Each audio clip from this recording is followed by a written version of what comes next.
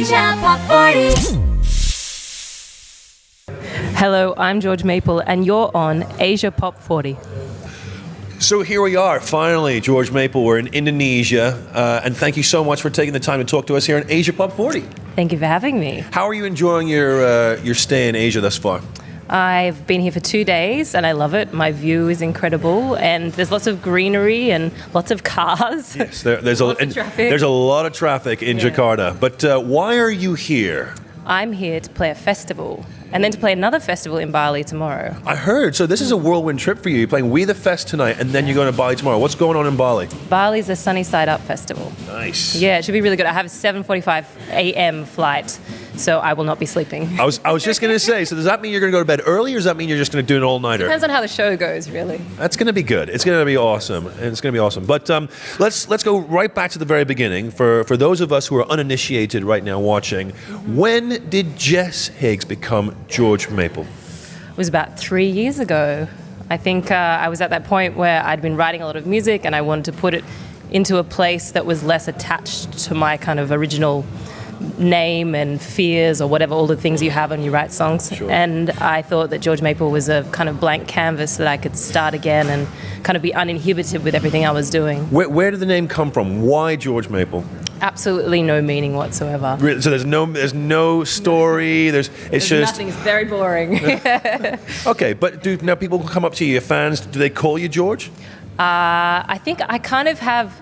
It's a little bit split because I feel like if you're a real fan, you've kind of done the Googling and you know, or you've known from foreign language days with Sure. like flight facilities. Like if you were walking down the streets of Sydney or something. Oh no, actually you're based in London now, aren't you? I move around a lot. I'm based in LA at the moment. Oh wow. Yeah. You are a global citizen. That's I what am. you I are. really am. But like if you're walking down the street and someone goes, "Hey, George," would you turn around? Probably.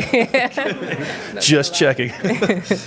Okay, so you have collaborated with a slew of different artists, but we're talking about the big one, DJ Snake. That's huge, charting currently all over the world and including on Asia Pop 40. So congratulations on that for Talk. That's so cool. How did that whole collaboration come about? Well, Will is just a really good friend of mine. Like we met 3 years ago.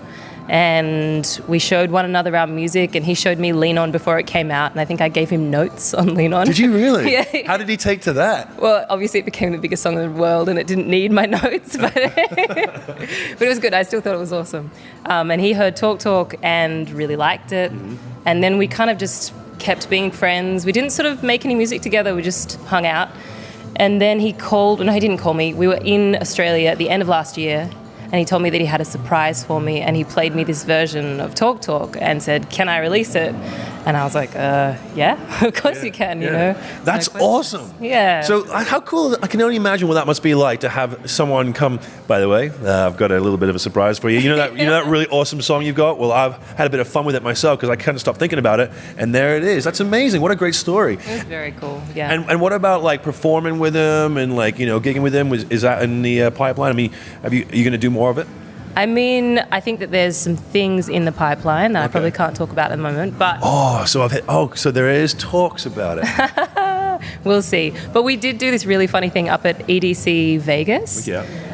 where I was there because I was playing with What's So Not, and we'd played at the other stage, and I came over to his stage, and I don't think he knew I was coming, and his tour manager told me, he was like, "Tap him on the leg." So I tapped him on the leg, and then suddenly he's like, "Get up," and there's like 100,000 people, and he plays Talk Talk, and I was like, "What do I do? Do I dance?" Well, yeah, because I read about that. You were there in Vegas. So what do you do? I just What did you do? I had my first experience as a DJ. I was like, I don't know what to do. I'm sorry, no offense to DJ, by the way. I love you all. Yeah. All right, so that leads me on to my next question, and that is, do you consider yourself a producer, DJ, songwriter? How would you like the world to see you? Definitely do not DJ, never can, and I cannot try. I'm not even going to try. I think that, I don't know, maybe an artist, because I feel like it kind of encompasses everything that I seem to be involved in, because I'm involved in everything from like the videos to the production to the executive, decisions on absolutely everything. So, I don't know. A bit of everything, I guess. An all-rounder. Yeah. Businesswoman, I guess. Businesswoman, I like it. Now, talking about businesswoman, you're looking the business tonight. Who are you wearing? This is Youssef Akbar. Oh yeah, I know Yusuf Akbar. He's an incredible designer from Australia. I believe he's originally from Australia. I'm not sure where he's from originally, but I've been wearing a lot of his pieces. These are bolts. That is crazy. And this is plastic, so I'm literally like bolted together. You are literally. How does one even get into Don't know. a dress like that? Get out of it. Well, you're not going to because you're doing an all-nighter. You're going to be on the plane wearing this dress. I am going to get changed for the performance because moving is a little bit. Yeah. I'll get back into it afterwards. What happens if you if your legs get tired and you need to sit down? I mean, you're going to hurt yourself. It's just not an option. It's just not an option. It's not an option. Yeah. So where to next? I mean, obviously you're here in Jakarta now. You've got Bali coming up. What's next in the pipeline for you? I hear you're working on a full-length album. That is happening. Yeah. I feel like I can talk about it now. It's there's no kind of release date set, but I've decided that I will be working on an album. Cool. And the next single should be pretty soon. I think actually, I don't know if this is all airing together, but when this airs. Oh, cool. Okay, good. So, with any luck, we here at Asia Pop 40 will be playing that, maybe even as an Asian exclusive. Who knows? Could be. Yeah. Talk to your producer. I will do. Yes. But what about coming back over here to Asia? Because you do actually have an army of fans here. Really? Oh yeah, you do. Seriously, we've had people tweeting us going, "Oh my God, you're going to speak to George Maple? Like, can you get her to play talk and all that stuff?" Yeah, but like, so in Singapore, in the Philippines, in Hong Kong, absolutely. I will have to talk to my agent. Yes. Yeah, you're going to go up to. You didn't tell me I had fans in Asia. My fan bases. Yeah. Well, you do. So does that blow your mind? That must be such a great feeling. Completely. I think that it's actually always been a dream of mine to be able to tour Asia because I find it so fascinating. I haven't spent enough time here. I really would love to go to like Japan and to Singapore and just spend some time here. So if we want to do that, I am totally down. Sweet. I've planted the seed. You have. Yes. Okay, one last thing. I read somewhere, and this is a fun question, and I want you to just shed some light on this to see, tell me whether it's true. Somewhere it was written, it said that you had a new track, or the best place to test out whether or not you got a good groove or a good track is to take it to a strip joint, like a strip club, because after you finished work, that's pretty much like, 2 a.m., 3 o'clock in the morning, and that by that time everywhere else is closed. You want to have a drink, you want to let your hair down and relax, and the only places that are still open are strip joints. That's true. Is that true?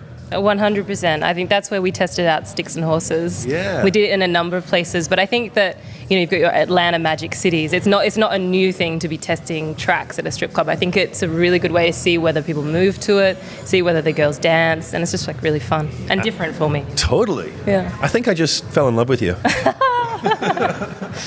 And on that note, thank you so very much for taking the time out to chat to us. Thank you so much. And have a rockin' festival at We The Fest, and Very again, excited. Bali. Yeah, thank you so much for having me. You're very welcome. Thank you. Asia Pop 40.